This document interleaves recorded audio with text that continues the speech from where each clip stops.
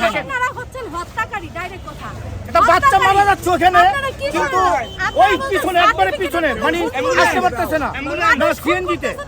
হ্যাঁ, একটা রাস্তা ছেড়ে দিলে হয়, কিন্তু এই আসলে এই জিনিসগুলো খুব খারাপ হচ্ছে। চিকিৎসা দিবে, তাদের যদি সার্টিফিকেটের ভেরিফিকেশন না থাকে তাহলে আপনাদের চিকিৎসা দিবে কারা? আপনাদের কি দরকার নাই? শুধু ডাক্তার দিয়ে কি হয়ে যাবে? আপনাদের পাবলিক হেলথ সেক্টরে যারা আছে তাদের আপনার প্রয়োজন নাই? আপনাদের যারা ল্যাব টেকনোলজিস্ট আছে, আরআইটির স্টুডেন্ট আছে, আমাদের এখানে এপিডেমিওলজির স্টুডেন্ট আছে, সবাই পাবলিক হেলথ নিয়ে কাজ করতেছে, সবাই হেলথ সেক্টরে আছে। প্রায় 5000 স্টুডেন্ট যারা এখান থেকে বের হয়েছে, 5000 স্টুডেন্ট তাদের সার্টিফিকেটের ভেরিফিকেশন চলছে। আচ্ছা, তাদের কি কোনো গুরুত্ব নেই? আমার কথাটা শুনুন, বাংলাদেশের হেলথ সেক্টরে এমনিতেই বাংলাদেশের হেলথ আমরা সব জায়গায় আমরা গত 34 দিন ধরে আন্দোলন করতেছি, শান্তিপূর্ণ আন্দোলন করতেছি,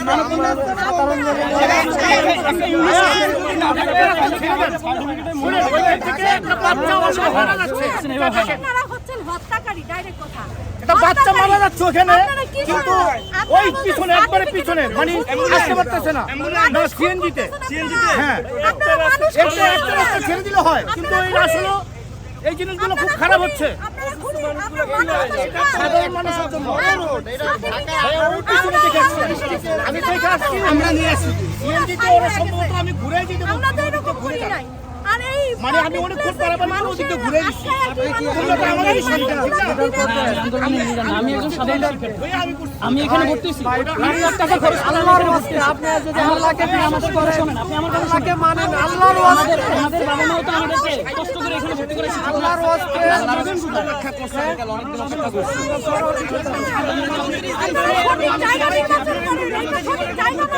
আমাদের জীবনে দাম নাই, আমাদের ছেলে মেয়ে কেরাসিন দাও, আমাদের জীবনে দাম নাই, জ্বালাই দেন মানে আমাদের জীবনে দাম নাই।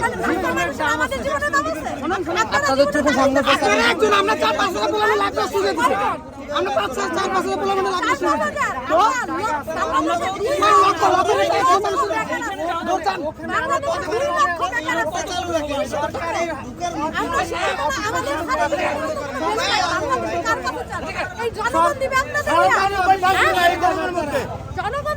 আপনারা সরকারি অফিসে যে বন্ধ করেন তাদের গেটে তালাতেন।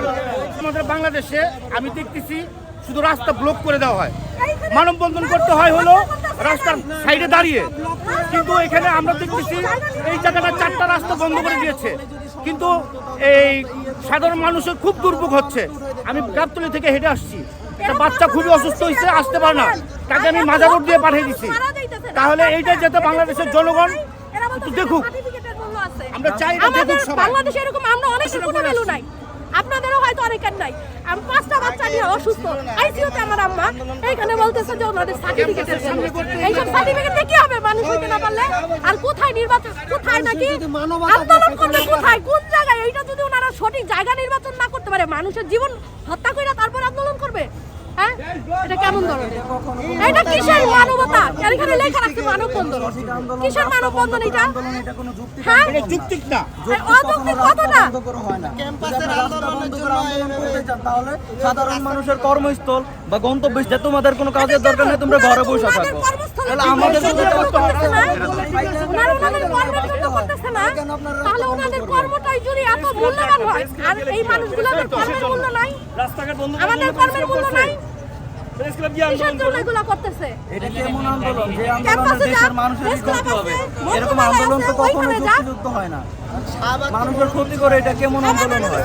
আমাদের প্রতিটা মানুষ, এই যে এত হাজার হাজার মানুষ যে দাঁড়ায় রয়েছে, তাদের এই সার্টিফিকেট দরকার। হ্যাঁ, আমরা সবই মানি, তাদের সাথে আমরা একতাবদ্ধ, বাট রাস্তা আটকে মানুষের কষ্ট দেওয়ার মতো এরকম আন্দোলন তো তাদের দরকার নেই। এই দেশে কি হবে? ওরা আমাদের সার্টিফিকেটের মূল্য দিবে? আমরা যদি এখন বলি আমাদের সার্টিফিকেটের মূল্য দেন, ওরা দিবে? আমরা দিব ওদের সার্টিফিকেটের মূল্য? সাধারণ জনগণ, হ্যাঁ